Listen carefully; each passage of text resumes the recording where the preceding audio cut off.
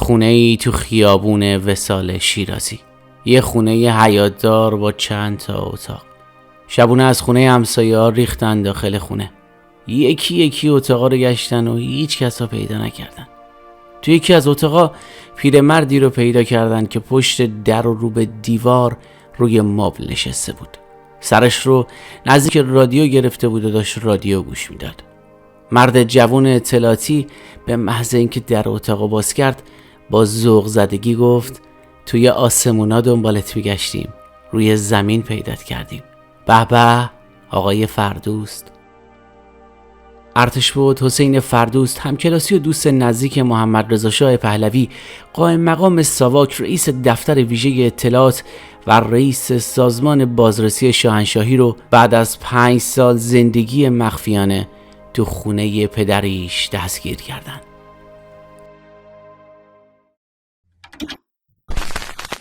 قبل از شروع از پایین همین ویدیو عضو کانال ما بشید و با زدن دکمه زنگوله کنارش قبل از همه از ویدیوهای جدیدمون مطلع بشید. حسین فردوست دوم اسفند ماه سال 1296 توی یکی از مناطق جنوب تهران به دنیا آمد. پدرش سیف الله فردوست افسر ژاندارمری بود. حسین 3 خواهر و یه برادر داشت. سال 1304 وقتی 8 ساله بود وارد دبستان نظام شد. این مدرسه باب آشنایی اون رو با محمد رضا پهلوی باز کرد. محمد رضای جوان اون موقع ولیعهد بود. فردوست هم همکلاس و همدرس محمد رضا در کلاس مخصوص شد. حسین وضعیت درسی خوبی داشت. همین موضوع در ادامه دوستی او با محمد رضا تأثیر زیادی داشت. ارتباط حسین فردوست با خانواده پهلوی از همین زمان شروع شد و تا زمان انقلاب 57 و خروج محمد رضا شاه از ایران ادامه داشت. بیشتر از نیم قرن رابطه.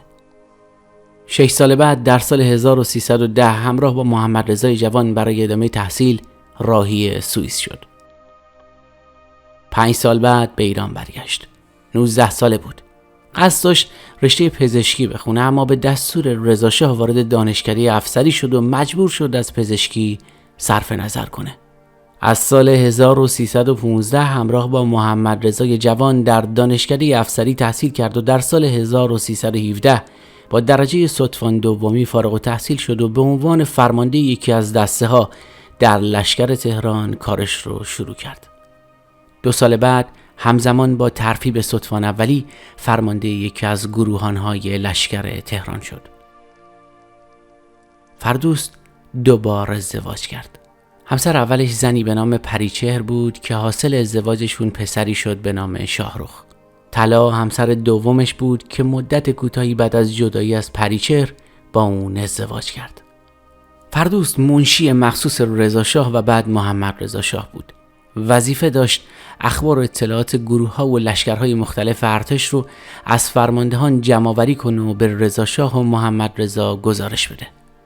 بعد از شهریور 1320 وقتی که شوروی و انگلیس بخشی از ایران رو اشغال کردن و رضا شاه مجبور به استعفا شد، محمد رضا ستادی برای بازرسی از جبهه‌ها و لشکرهای مدافع تهران تشکیل داد که فردوست عضو مهم این ستاد بود. فردوست از شهریور 1320 تا 1327 آجودان و منشی مخصوص محمد رضا شاه باقی موند.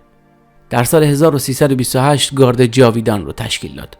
وظیفه این گارد حفاظت از خاندان سلطنتی و کاخها بود. فردوست در سال 1331 راهی پاریس شد تا در رشته حقوق تحصیل کنه. برگشت اون به ایران از پاریس همزمان شد با وقایع بعد از 28 مرداد 32. بین سالهای 32 تا 34 فردوست استاد دانشکده افسری بود و در این دانشکده درس میداد. تشکیل دفتر ویژه اطلاعات مهمترین اقدام حسین فردوست در طول عمر کاریش بود. در سال 1338 فردوست سازمانی رو ایجاد کرد که در حقیقت مرکز اطلاعات سیاسی، نظامی، اقتصادی و امنیتی ایران بود. همه وزارتخونه و بخش‌های نظامی و امنیتی موظف بودن گزارشاشون رو برای این مرکز بفرستن. برای همینم اون اسم این مرکز رو گذاشت دفتر ویژه اطلاعات. این مرکز در خدمت محمد رضا شاه بود برای گزارش‌دهی به او در همه زمینه‌ها. فردوس در سال 1340 از طرف محمد رضا شاه به عنوان قائم مقام ساواک منصوب شد. در تمام این سالها کم کم ارتقای رتبه نظامی پیدا می‌کرد. سال 50 سپهبد و در سال 55 وقتی که 59 سال سن داشت به رتبه ارتشبدی رسید. دقیقاً در این مقطع یه مأموریت خیلی مهم از طرف محمد رضا شاه بهش سپرده شد: تأسیس سازمان بازرسی شاهنشاهی. وظیفه این سازمان رسیدگی به تخلفات و مفاسد اداری بود. فردوس بعد از پیروزی انقلاب اسلامی در بهمن 57 توی ایران موند. 5 سال مخفیانه زندگی کرد، دور از چشم انقلابی ها. نهایتاً در سال 1362 دستگیرش کردند. 4 سال بعدی رو در زندان جمهوری اسلامی گذروند. توی این مدت بارها ازش اعتراف تلویزیونی گرفتن و حتی از او برای تخریب محمد رضا شاه و اعضای خانواده سلطنتی استفاده کردند. یه مجموعه ویدیو که به ظاهر مصاحبه تلویزیونی از فردوس باقی مونده. در سالهای 66 و 67 این ویدیوها از تلویزیون پخش میشد. جالب اینه که در بخش اول همین مصاحبه ها هم مجری تلویزیونی جمهوری اسلامی اشاره میکنه که فردوس مدتیه که در اختیار جمهوری اسلامی قرار داره، در بهترین حالت به عنوان زندانی.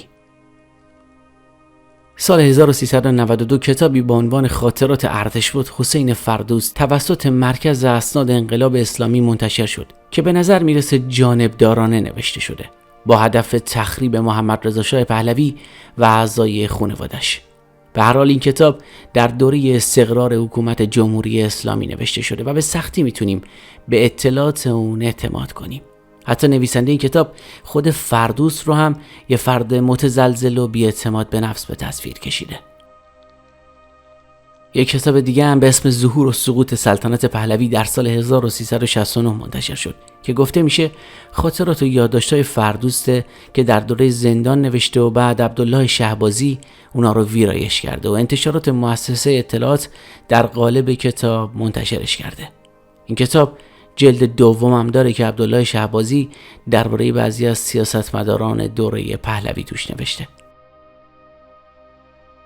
فردوس رو در سال 62 و در خانه پدریش توی خیابون وصال شیرازی دستگیر کردن. 4 سال بعد در زندان جمهوری اسلامی سکته کرد و جونش رو از دست داد. نیروهای اطلاعاتی جمهوری اسلامی از سال 59 به طور جدی دنبال این بودن که رد و نشونی از فردوس پیدا کنن. مطمئن بودن که از ایران خارج شده، اما در پاییز 62 از طریق یکی از مسئولین قدیمی ساواک و دکتری که فردوس رو معاینه کرده بود فهمیدن که فردوس ایرانه. با تهدید اون دکتر آدرس خونه ای رو که در اونجا فردوس رو معاینه کرده بود به دست آوردن. خونه در خیابان وصال شیرازی بود. شبونه ریختن اونجا و یکی یکی اتاقا رو گشتن تا فردوس رو در حالی که داشت به رادیو گوش میداد توی یکی از اتاقا پیداش کردن، رو به دیوار و پشت به در. اونجا خونه پدری فردوس بود. مسئول پرونده فردوس در مصاحبه‌ای تعریف میکنه که بهش گفتم وسایلتو جمع کن بریم. گفت آماده ام بریم. اصلا مقاومت نکرد، خیلی هم راحت برخورد کرد. نیروهای اطلاعاتی وقتی حسین فردوس رو دستگیر کردن خیلی خوشحال بودن، چون باور نمیکردن که چنین فرد مهمی توی ایران باشه.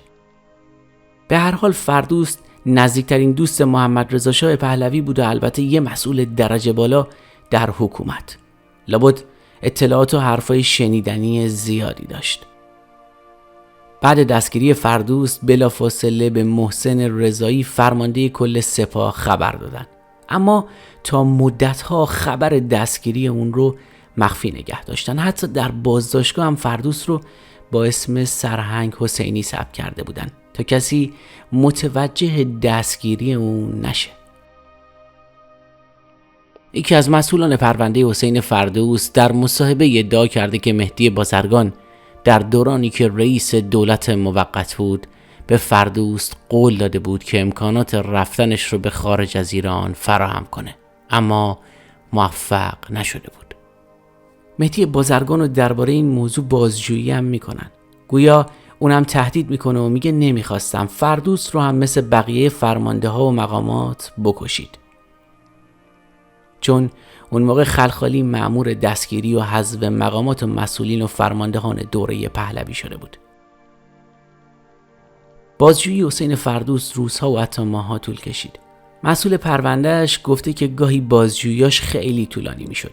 برای همین برای رفع خستگی برای ما کلاس فرانسه میذاشت، چون فرانسه و انگلیسیش خیلی خوب بود. توی زندان مجبورش کردن نامه‌ای بنویسه و طی اون همه اموال و داراییاش رو به بنیاد 15 خرداد به اصطلاح هدیه بده. این کار بعد از مشورت با ری شهری قاضی دادگاه انقلاب و روح‌الله خمینی رهبر انقلاب اسلامی انجام شد. بعد از این اتفاق بود که همه در داخل و خارج ایران از دستگیری فردوست خبردار شدند. اینکه چرا بعد از پیروزی انقلاب در بهمن 57 ارتشبد حسین فردوست در ایران موند و از کشور خارج نشد دقیقاً معلوم نیست. بعضیا معتقدن چون زندگی خارج از ایران براش سخت بوده ترجیح داده توی ایران بمونه، که به نظر خیلی‌ها منطقی نمیاد. بعضیا میگن به خاطر این بوده که نتونسته رابطه امنی پیدا کنه و از ایران خارج بشه. این نظر رو هم به راحتی نمیشه قبولش کرد، چون فردوست با سفارتخونه‌های مختلف و افراد مهم و تاثیرگذار خارجی ارتباط داشت. چطور میشه باور کرد که این فرد رده بالا امکان خروج پیدا نکرده؟ به هر حال اعدام نشدن حسین فردوست بعد از دستگیری و اتمام بازجویی یکی از موارد ابهام برانگیز درباره اون و این سوال رو برای همه ایجاد کرد که در دوره‌ای که انقلابیون دست به کشتار فرمانده‌ها و مقامات دوره پهلوی و پاکسازی در داخل و خارج ایران زدن، چرا از کشتن فردوست اجتناب کردند؟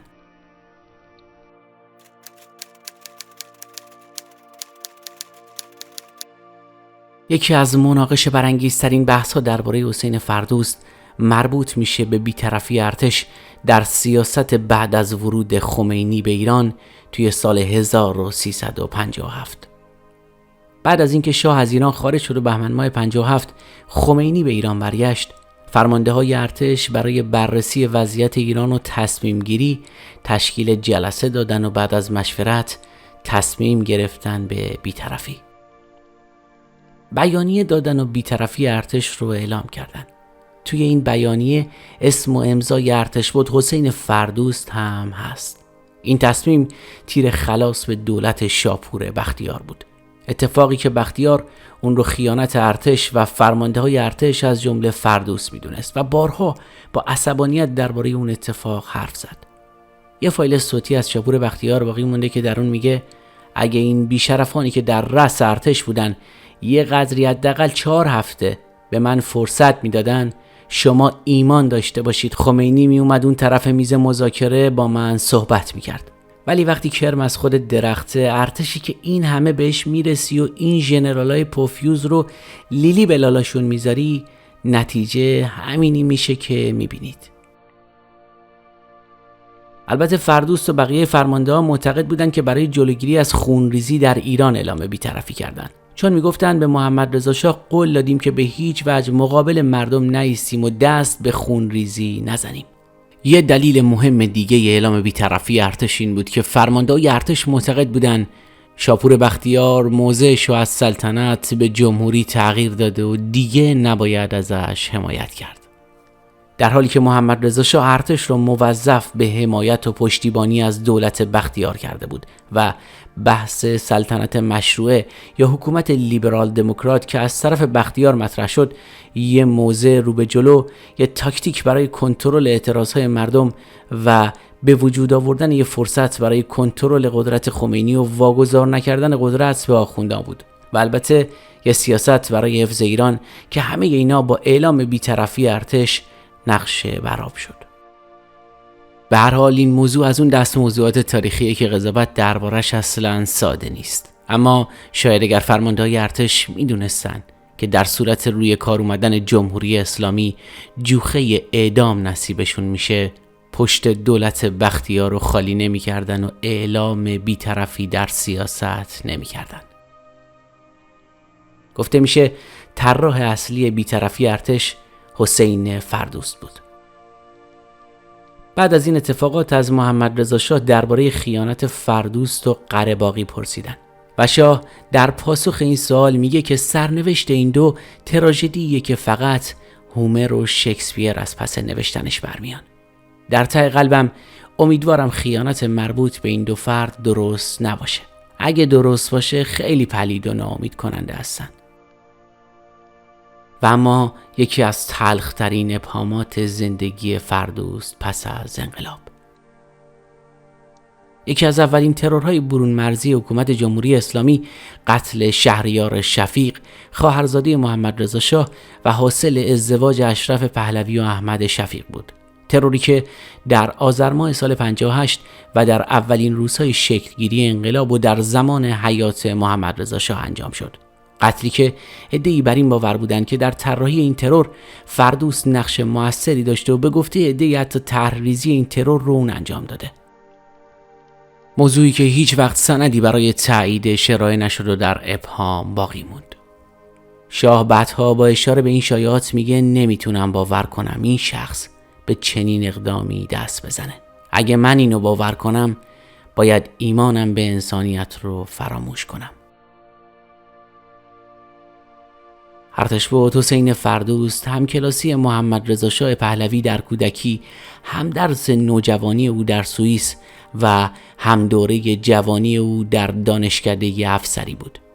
محمد رضای ولیعهد وقتی که شاه شد، فردوست همچنان کنارش موند به عنوان یکی از معتمدانش.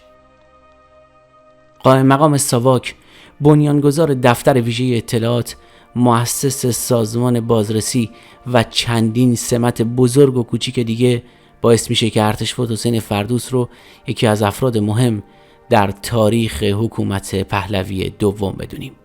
پیشینه‌ای که با شایعات و اخباری که پس از انقلاب در موردش مطرح شد همراه با نام فردوست به نقطه‌ای تاریک و پر از ابهام بدل شد. فردوست در سن 70 سالگی توی زندان جمهوری اسلامی سکته کرد و جونش رو از دست داد و توی بهشت زهرای تهران به خاک سپرده شد.